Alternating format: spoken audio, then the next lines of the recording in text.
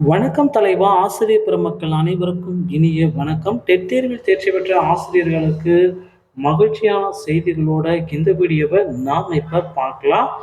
நம்ம சேனலுக்கு புதியவராக இருந்தீங்கன்னா, ஒரே ஒரு சப்ஸ்கிரைப் அண்ட் பெல்ல மட்டும் கிளிக் பண்ணி வச்சுக்கோங்க. நம்ம சேனல்ல வர அப்டேட்ஸ் எல்லாமே மிஸ் பண்ணாம இருக்க இது மிக மிக அவசியங்க.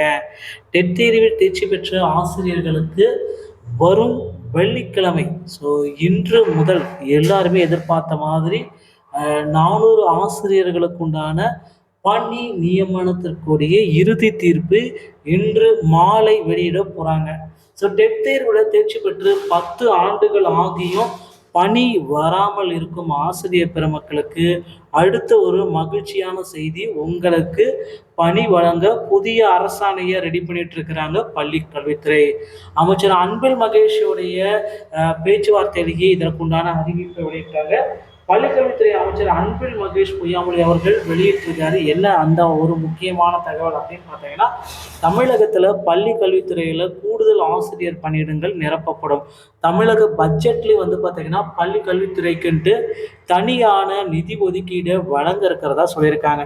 அந்த நிதி ஒதுக்கீட்டுடைய இறுதி கட்டத்தில் பார்த்தீங்கன்னா பள்ளி கல்வித்துறையில் கிட்டத்தட்ட 25,000 ஆசிரியர் பணியிடங்களை நாங்கள் நிரப்புவோம் என்ற கோரிக்கைகளை வச்சிருக்காங்க.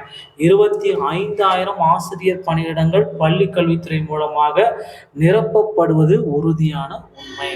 இதுக்கு அடுத்து பார்த்தீங்கன்னா நீங்கள் எல்லாருமே எதிர்பார்த்த மாதிரி ஒரே ஒரு இம்பார்ட்டண்டான விஷயம் பள்ளி கல்வித்துறையில் நடக்க இருக்கு. இந்த ஆண்டு தற்காலிக ஆசிரியர்களை அதிக அளவு எடுக்க பள்ளி மேலாண்மை குழு. இந்த பள்ளி மேலாண்மை குழு மூலமாக பார்த்தீங்கன்னா தமிழகம் முழுவதும் தற்காலிக பேராசிரியர்கள் ஆசிரியர்கள் எல்லாமே எடுக்க போறாங்க. பள்ளிக்கல்வித்துறையில கூடு இருக்கின்ற இந்த ஆட்கள் பற்றாக்குறை ஆசிரியர்கள் பற்றாக்குறையை நிவர்த்தி செய்வதற்காக பள்ளிக்கல்வித்துறை முக்கிய முடிவுகள் அமைச்சர் அன்பில் மகேஷ் பொய்யாமொழி மூலமாக எடுக்கப்படுகிறது. அவரும் ஆலோசனை கூட்டத்தில் இறுதி கட்ட தீர்ப்பா கிட்டத்தட்ட 25,000 ஆசிரியர்களை எடுக்கலாம் அப்படின்ற அளவுக்கு ஒரு முக்கிய முடிவுகளை வெளியிட்டிருக்காங்க. டிஆர்பியில் இந்த தகவல்கள் அனைத்துமே நமக்கு இம்பார்ட்டண்டாக கருதப்படுதுங்க.